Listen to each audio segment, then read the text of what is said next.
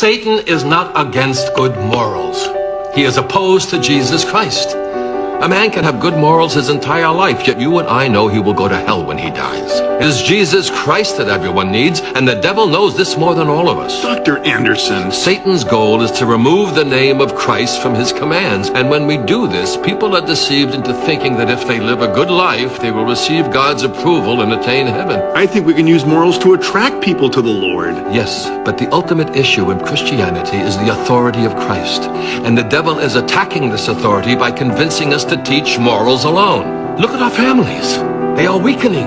Records are showing that over 5% of marriages end in divorce, and our young people are becoming more disrespectful. Now, I believe that this is a direct result of eliminating the authority of Jesus Christ from his commands. Esensi pengajaran Yesus bukan hanya sekedar masalah hukum moral, walaupun dia mengajarkan standar moral yang tinggi dalam khotbah di Bukit Matius pasal 5-7. Esensi ajaran Yesus adalah perihal kerajaan Allah di mana dia adalah rajanya dan dia sendiri yang datang untuk menebus umat pilihannya, anak-anak kerajaan itu, dengan hidup taat, mati, dan bangkit untuk mereka. Ini menjadi sentral di seluruh kitab-kitab Injil dan seluruh tulisan Perjanjian Baru. Bahkan kalau bicara hukum moral, Yesus bukan hanya sekedar mengajarkan, tetapi dia sendirilah standar hukum moral. Karena itu, berita utama mimbar-mimbar gereja adalah memberitakan ketuhanan Yesus, bahwa dia adalah Raja, Tuhan, penebus umatnya dari dosa, dan dengan demikian seruan pertobatan dari dosa dan pemberitaan Injil menjadi urgen. Juga, pengajaran akan siapa Allah dan sifat-sifatnya haruslah juga sentral. Baru yang terakhir berbicara moral Kristen yang baik. Tapi jika mimbar gereja hanya mengkhotbahkan perihal moral saja, maka pada dasarnya mimbar itu sudah mati. Jika jemaat hanya disuguhi ajaran moral dan etika saja, maka jemaat bisa menjadi orang-orang yang baik tapi tanpa mengerti Injil. Mereka tetap akan pergi ke neraka.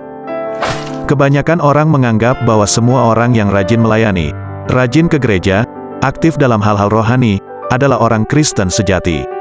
Ini jelas pandangan yang salah, karena pada faktanya kebanyakan daripada mereka bukanlah orang Kristen sejati. Karena itu Injil perlu diberitakan kepada semua orang tanpa terkecuali. Jangan hanya ajaran moral dan etika yang ditekankan, karena itu tidak mempunyai manfaat apa-apa bagi orang Kristen KTP dalam hal keselamatan jiwa mereka. Berikanlah Injil. Kadang-kadang doktrin dasar gereja itu dianggap tidak terlalu penting oleh sebagian oknum pada masa kini. Menurutnya yang penting adalah ajaran moral, karakter, dan etikanya baik. Padahal Yesus dan para rasul-rasul awal sangat menekankan akan kemurnian doktrin gereja. Bayangkan ya, tapi gak usah sampai melamun, bahwa pada abad ketiga hanya perbedaan huruf iota atau i dalam bahasa Yunani.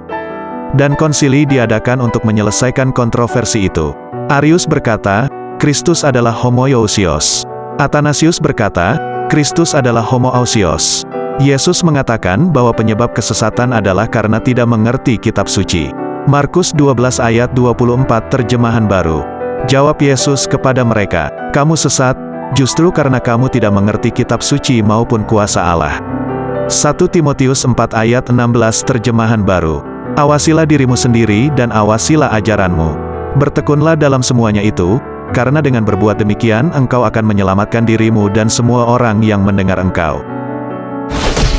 Terima kasih telah menyaksikan tayangan ini. Bagi saudara yang tergerak untuk memberikan dukungan bagi channel ini, saudara bisa kirimkan dukungan saudara melalui aplikasi OVO, 085173375798. Bagi saudara yang berkepentingan dengan admin, silakan hubungi admin melalui email, komentarkristenmessage@gmail.com. Shalom.